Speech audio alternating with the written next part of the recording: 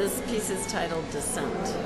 It's made of approximately 1,000 paper airplanes that are printed with the text of the Geneva Conventions, the third and fourth Geneva Conventions, that have to do with the treatment of prisoners of war and civilians and injured prisoners and non-combatants like the Red Cross or the Red Crescent.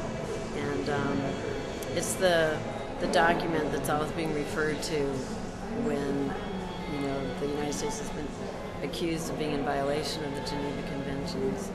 I did a piece that was specifically about the war in Iraq, and I wanted to do a play on the idea of the flying carpet, and so I turned the carpet into an airplane, and that kind of led me to start doing airplanes.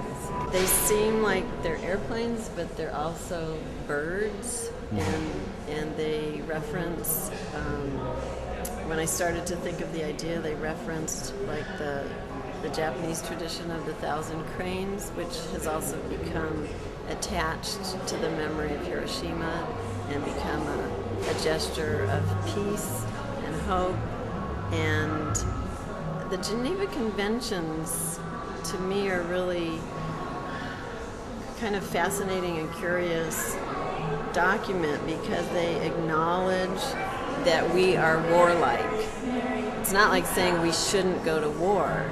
It's saying, okay, we are going to go to war, and when we go to war, we should try and behave in a civilized manner. And it just always seems so odd to me because war is like the most uncivilized thing, it seems. And it's just this knife edge sort of a thing. And so I wanted the piece to kind of walk this line between suggesting peace and also suggesting aggression. There's also an aspect of it which is kind of schoolboy. I mean, that's what you do when you're, you know, a kid and you're bored. Yeah, so it's like there's a throwaway aspect to it. I had been working with documents that I crumple up, like important documents that just get kind of crumpled up and thrown away. So that's what you do with a paper airplane too. It's like a throwaway sort of thing, and I'm going to get rid of it. And of course, that's kind of what's been happening with the Geneva Conventions. We've been disregarding them. And yeah, so I think there's a playful aspect to it, and they're very unruly. You know, they don't all fly together and go the right way, and they're all very, very handmade and individual, and a lot of people help to make them.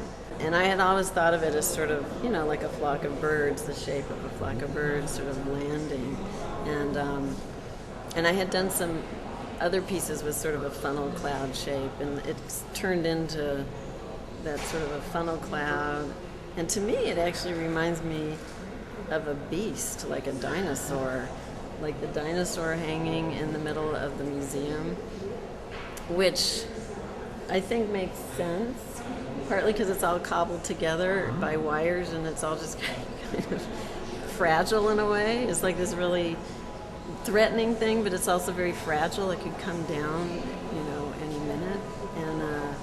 And also the term descent, you know, I was thinking of the double meaning that these things are descending, and then this, you know, descent as in being in opposition to something, and then my friend said it also means like descendant, and until it came into this shape, I didn't really think that fit, but now I think it does. It's like it is this weird thing, this warlike tendency. It's like this ancient part of us, reptilian part of us that keeps being handed down, and it's like a descendant. They're hung on aircraft cable, steel aircraft cable. And so that just seemed like a natural also. And then I wanted them to be weighted. I didn't want them to be floating. I wanted them to almost be like trapped in this grid. And so I had to have something to weight them. And I was looking for weights, and I couldn't find ones that were flat on the bottom. And my husband actually said, well, what about concrete? Because we had a whole bunch of concrete broken up at our house. That's perfect. I made some of them are very obscure. A lot of them are very obscure. And what I did is I printed out the treaties and then I photographed them with my macro lens, which picks out certain words. And so you can't read a whole section, just certain words come into focus. And then I also I wanted some to be very obscure, and then I also wanted some to be very, very plain and readable. So there's a whole section of planes that are just the text, just black and white, just the text. And they're all in there. If you look at the whole entire thing, it's all split up between different planes, but the entire text of both the third and fourth articles of the Geneva Convention.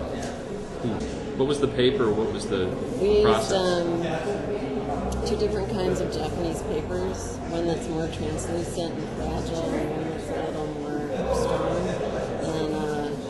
And it was a whole process. A lot of people volunteered, a lot of people helped, because we had to make so many planes, and they had to get printed, and then cut, and then wired, and then folded. So it took a long time to make each one.